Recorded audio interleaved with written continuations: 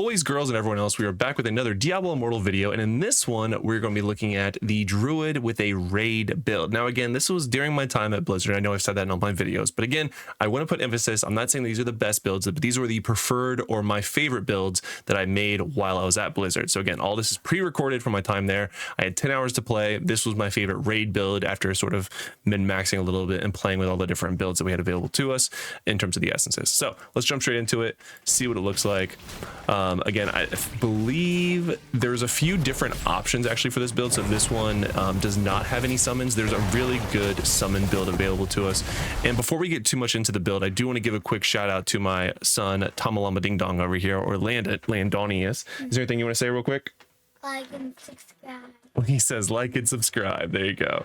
All right, so you can see that we're blowing all of our cooldowns. We are flipping back and forth between werewolf build and then going back into human form, so that way we can really do the most damage possible. Now, ignore the actual numbers because again, this isn't a test build, so like the damage per second isn't as good as it would be when you have full build. You have the runes, you have your ideal reforges, and all those things.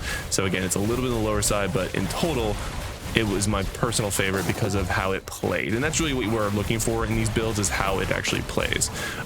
Is that you can toggle in between the two, and that you have these burst windows with your primal energy like we talked about in other videos.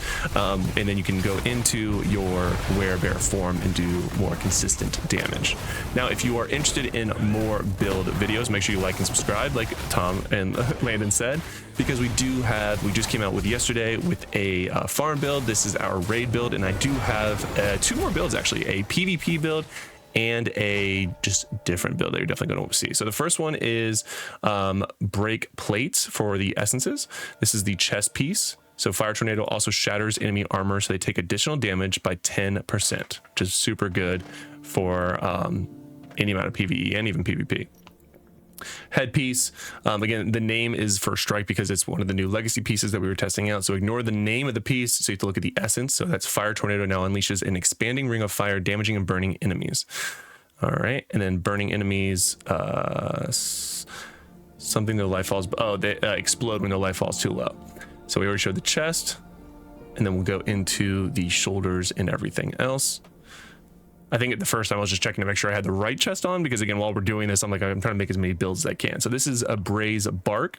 So while transformed, you deal 10% increased damage against enemies suffering from continuous damage effect. So again, we're applying burn, so we're always going to have that up and running.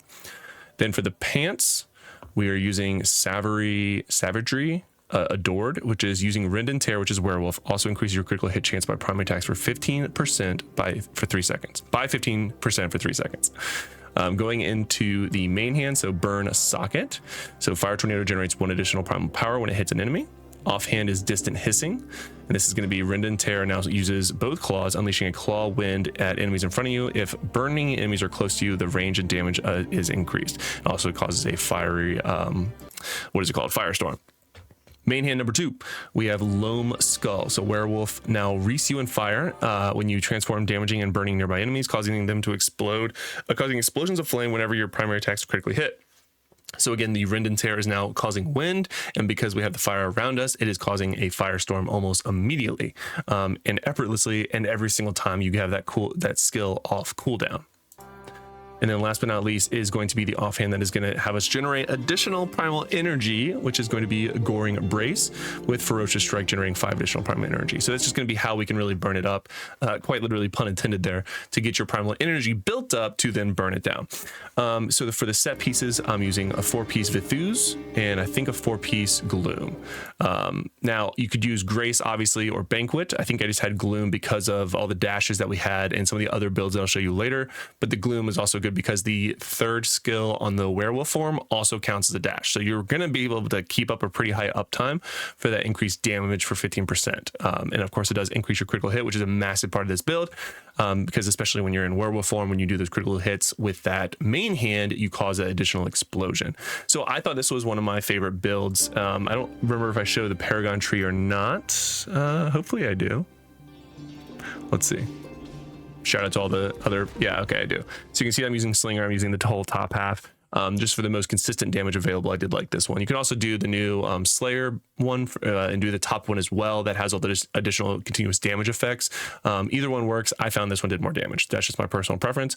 Again, I'm not saying this is going to top charts for you, but if you're looking for a day one build for the Druid when it comes out, this is a really good build for you to get started. And I hope you guys enjoyed, and I hope to see you in a video soon, because tomorrow's video we're going to be bringing you a PvP build for the Druid. Now if you missed it, I'll link the video right here where I show you the PvE farm build for the Druid. So click on this video right now if you missed it, because this is a really solid farm build for the day one for the Druid.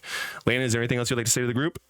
Like and subscribe. Like and subscribe. That's right, guys. All right, we hope to see you in a video soon. See you later. Bye.